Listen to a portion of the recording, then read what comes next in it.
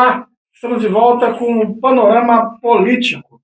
E hoje eu tenho o prazer de receber aqui o ex-vereador, meu amigo Reginaldo dos Santos. Reginaldo, prazer em receber você, viu?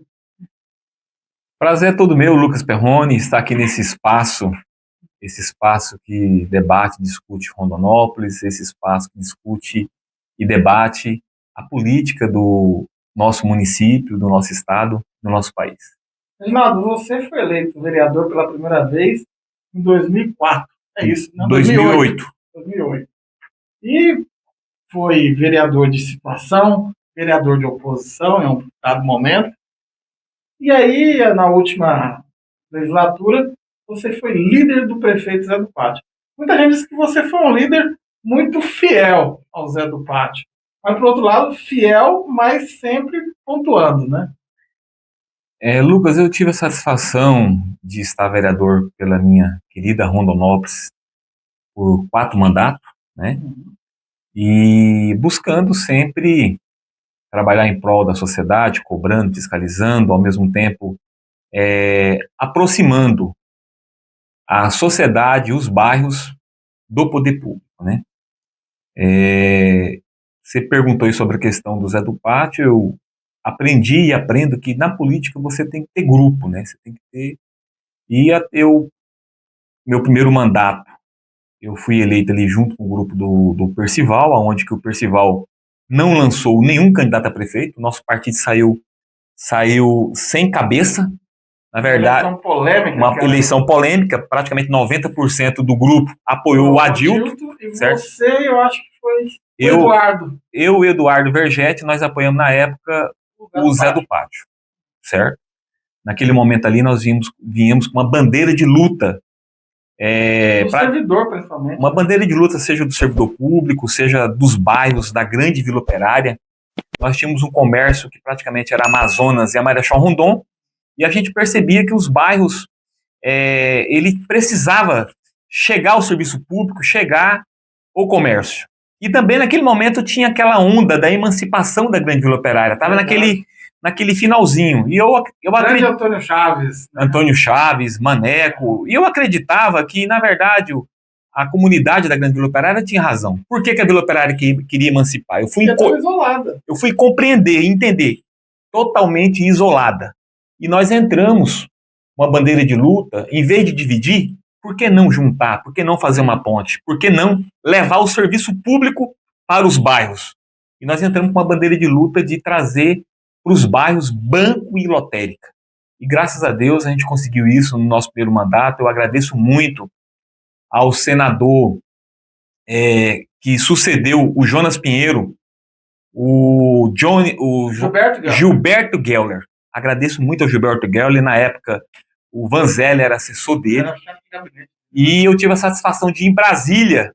E lá o Gilberto Geller me aproximou, seja da questão da Caixa Econômica da Lotérica, do Banco do Brasil, e nós conseguimos fazer com que a grande Vila Operária pudesse receber banco, lotérica, e esse debate ganhou os bairros, o conjunto recebeu, o Grande Atlântico recebeu, a grande região da Vila Olinda, e aí juntamos força, seja com o Cláudio da Farmácia, seja com a Adonias, seja com a Câmara Municipal, para fazer isso, né? Assim como também foi as agências do Sanear, né? Hoje é uma realidade um Sanear na região Salme, na grande Vila Operária, a questão também do serviço público poder chegar, e essa bandeira de luta a gente chegou também, seja com essa questão dos bairros e também dos servidores. Aí em 2012 você foi reeleito vereador, né? Em 2012. Fui reeleito. Você ter votado naquele momento, né? Eu tive a satisfação de ser o segundo vereador mais votado por Rondonópolis, se eu não me engano, com 2.827 votos. Votação que seria grande até nos dias de hoje, seria, né? Grande até no dia de hoje. Uhum. Na época, o Percival foi candidato a prefeito, né? E nós tivemos esse grande êxito com a graça de Deus, com o apoio. E momento, talvez, Reginaldo, desculpe te interromper, você era talvez a grande liderança do servidor público municipal. Pela sua construção no serviço público, né? Na implantação do Serviço de Saúde, do INPRO, né? Que era FUNAP, passou para INPRO. Acho que isso fez que você crescesse naquele momento. A gente conseguiu estabelecer algumas questões. Eu agradeço muito ao servidor público, né? Sozinho a gente não faz nada. Ali junto com a vanguarda do servidor, seja o seu Antônio Bento, né, seja na época o Dailson Nunes foi presidente do sindicato, a Anésia fez um grande trabalho, a Aldamice, um brilhante trabalho, a Zilda Pedro dos Santos, vários servidores que naquela época trabalharam. Uma turma pesada que eu estou querendo dizer, atuante. Né? E nós conseguimos... Não dava sossego. Não dava sossego. Nós conseguimos deixar um legado. Olha aí, o IMPRO é uma realidade. Eu tive a satisfação de ser o primeiro diretor do IMPRO eleito. Na época, nós adquirimos sede própria, realizamos concurso. Era uma vanguarda, né? Uma vanguarda. Rondonópolis estava na frente. Está certo que a legislação, naquele momento, exigia isso, mas Rondonópolis já estava muito preparada para isso. A legislação exigia, e essa vanguarda que você falou, nós devemos muito. A Anésia, a Aldamice, a Zilda, na época também o Salvador, tem pessoas que passaram por lá, como a Lila, várias pessoas, Maria de Fátima Lemes Borges, Fátima Lemes. E isso aí nos possibilitou de criar o IMPRO, né? O IMPRO com sede própria, realizamos concurso público. No outro momento, o Tribunal de Contas fez apontamento para não deixar a Previdência e a Saúde junto. E aí, como o IMPRO já estava encaminhado, nós começamos um novo desafio, e dessa feita com o Serviço Saúde. Também adquirimos sede própria, concurso público, né? Agradeço muito as pessoas que estiveram conosco nesse momento. Talvez eu cometa algumas injustiças, mas Alessandra Freitas, o Wilmar, a Lindinalva, né? Foram várias pessoas importantes. Se eu esqueci de um nome de alguém, vocês me perdoam, para que nós pudéssemos ter essa estrutura hoje. Uma estrutura que é modelo para o Mato Grosso, para a região centro-oeste e para o Brasil. Eu vou dar um exemplo para você da força o Serviço de Saúde virou, né? E hoje ele não deve nada para nenhum plano de saúde do Brasil, do particular, do plano de médico desse plano de saúde. E, por exemplo, o plano de saúde do servidor público do Estado, se a gente for comparar, ele é muito inferior ao Serviço de Saúde. Lucas, eu tive a satisfação lá atrás de acompanhar o Mato Grosso Muito Mais, o Mauro Mendes, candidato, Pedro Táxi, e eu tive um convite, eu recebi um convite, inclusive na época, para estar próximo, gerindo o MT Saúde, certo? E era algo muito desafiador. Eu até aceitava o convite desde que nós pudéssemos colocar uma ferramenta ali. Ferramenta essa que nós colocamos no IMPRO e no Serviço Saúde. Nós colocamos no IMPRO e no Serviço Saúde que as eleições é direta. É o servidor que pode ser eleito e votar. Escolher. E quando eu coloquei isso para mim ir para o MT Saúde, eu falei, olha, eu vou para ficar lá 2 anos, organizar, 2 anos, 3 anos, e no segundo momento, deixar o servidor do Estado escolher. E como que eu vi que nós não íamos ter essa força, eu preferi ficar onde eu estava. Você entendeu? E assim o IMPRO e o Serviço de Saúde sempre foram eleições diretas. E aí, Reginaldo, aí veio 2016, você não conseguiu ser eleito, ficou primeiro suplente, né? Ficamos primeiro suplente numa eleição onde que eu acredito que houve erros, né? O PPS tinha tudo para vir com uma chapa pura, né? Uma chapa pura com Cida Miller, com Renato Mendes, uma chapa pura com vários nomes, e nós saí dali com 5, 6 vereadores, né? A coligação de PPS, PMDB e PT, se eu não me engano, elegeu 5, os 5 mais votados, né? E, se eu não me engano, eu fui o 5º mais votado nessas eleições, mas ficamos fora como primeiro suplente, e do mandato de 4 anos, eu fiquei vereador 3 anos, porque aqui eu quero agradecer o Thiago Muniz, que na época se afastou para me assumir, tanto é que quando no meu primeiro mandato, eu também fiz o rodízio com o Thiago Muniz, fiz o rodízio com o Chico Lima Tur, depois ele me possibilitou... que hoje é vereador em Pedra Preta. Vereador em Pedra Preta. E depois, no outro momento, o Thiago Muniz me deu essa possibilidade de voltar para a Câmara, e nós também fomos para dentro da campanha do Thiago Silva, reconstruir, recomeçar, e na época, até o que o grupo do Percival praticamente abraçou essa campanha do Thiago Silva, né? Lá atrás, quando eu fui candidato a deputado, teve essa passagem também. Eu tive a satisfação de ser candidato a deputado pela minha cidade.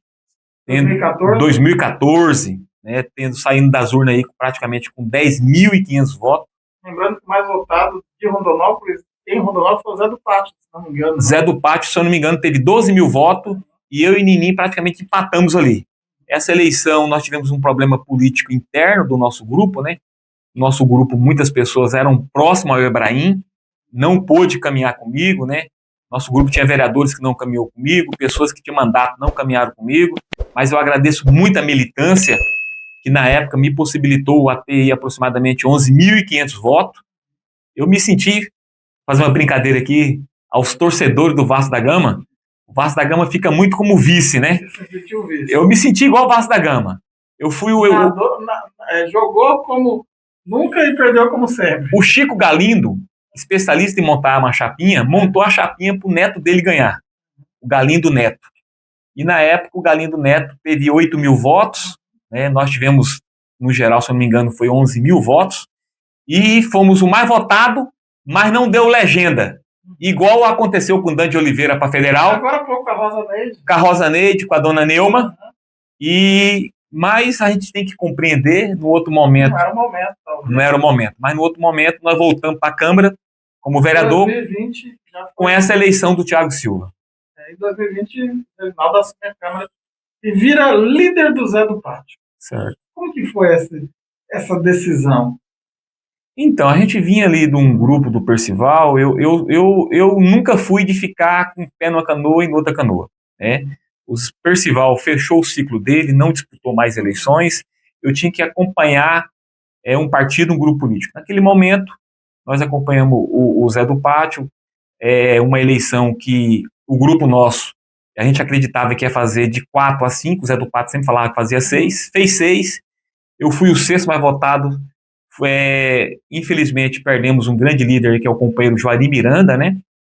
E eu fui convidado a ser o líder do prefeito da Câmara. Aceitamos, tivemos sabores, tivemos dissabores, tivemos enfrentamento com o próprio prefeito, mas ao mesmo tempo sempre buscando mostrar os caminhos, né? Você fala enfrentamento, onde está esse enfrentamento? Nós tivemos alguns problemas, como foi a questão do rateio do Fundeb, né? Naquele momento ali nós tivemos que mostrar para o prefeito que, como não, aquele recurso que vinha do governo federal, do Fundeb, tinha que ser gasto totalmente com os trabalhadores da educação. Houve a sobra. E naquele momento o prefeito queria reempenhar para gastar, investir no futuro, mas aquele não era o momento. Talvez naquele momento ali tinha que ter dado um ganho real para os profissionais, era essa a nossa luta, dar o ganho real para ficar, mas não foi dado, e aí teve que dar o quê? O rateio. Foi uma luta nossa, uma luta de outros vereadores, uma luta do sindicato. O rateio foi enfrentado, como também até a eleição direta, né?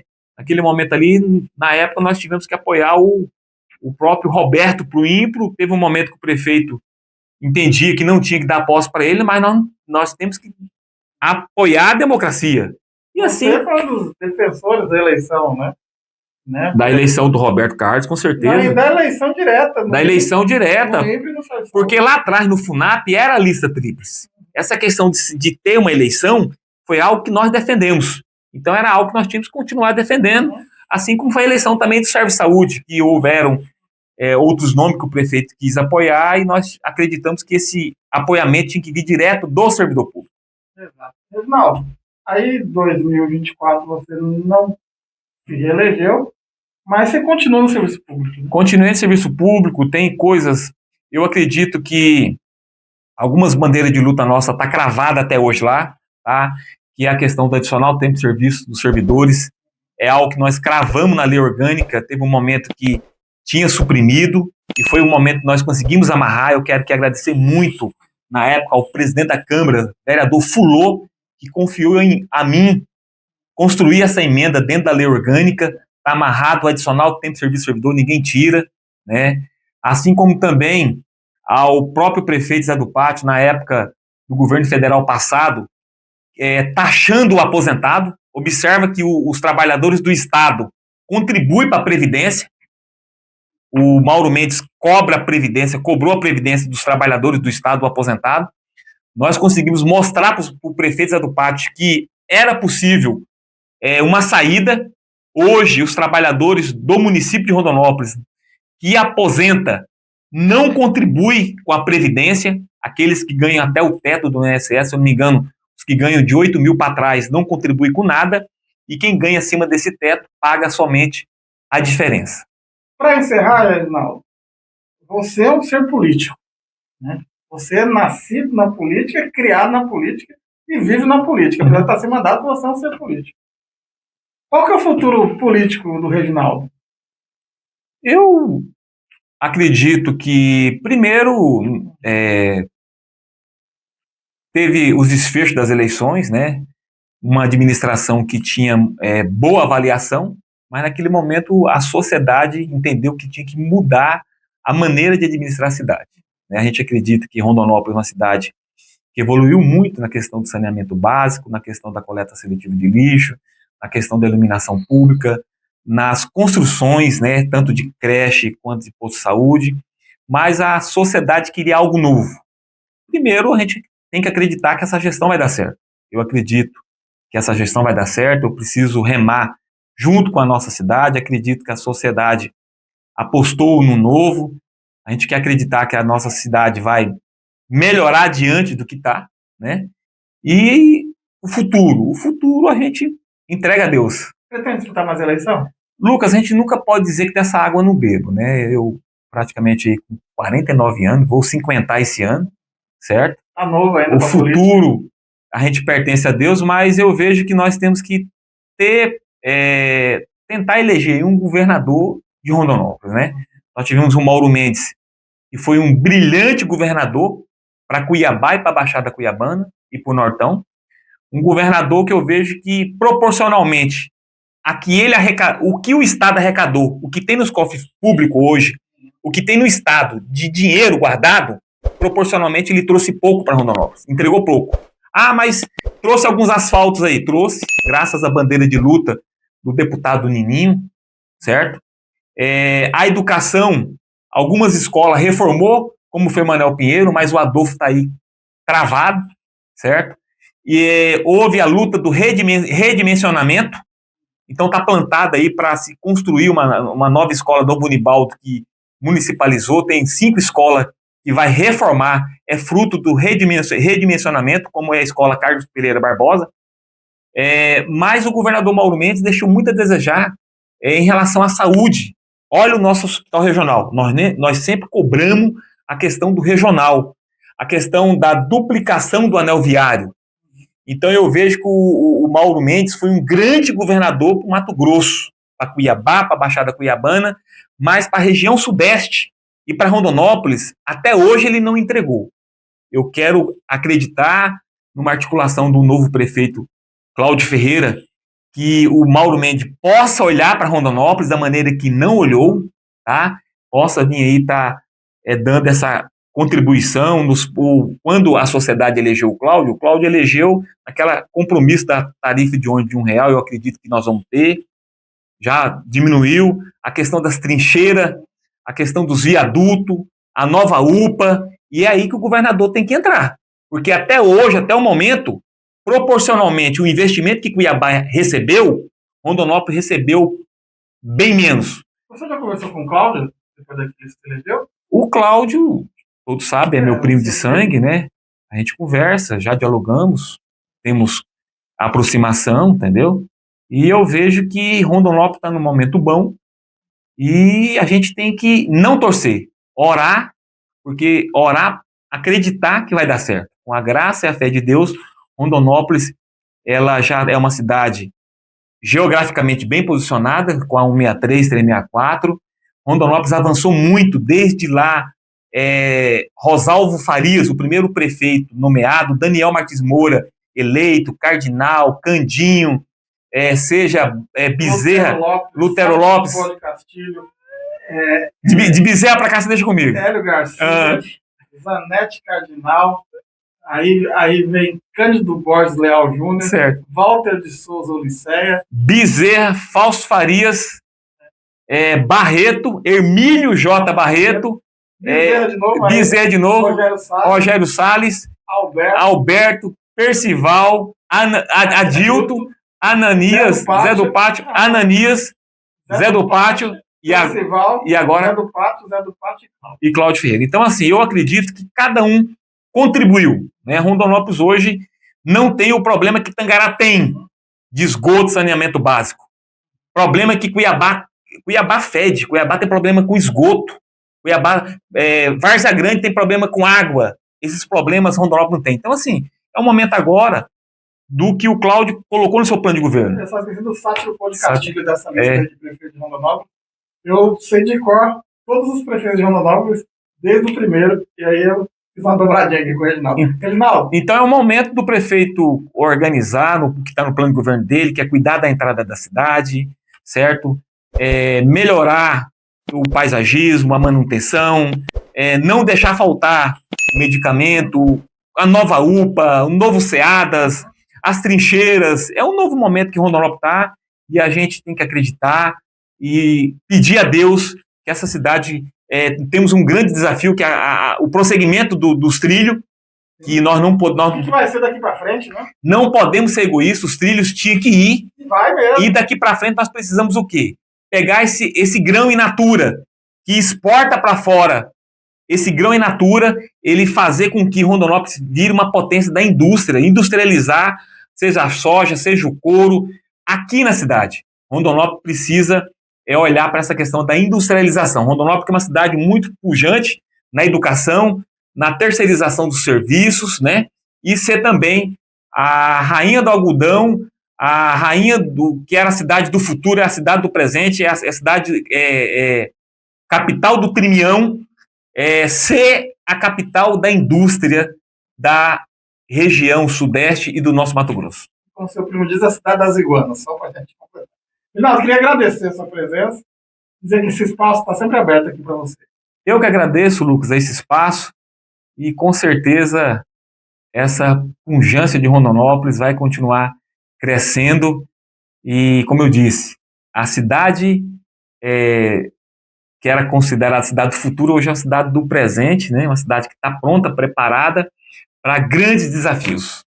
Obrigado, Reginaldo, e a gente volta numa próxima edição do Panorama Político.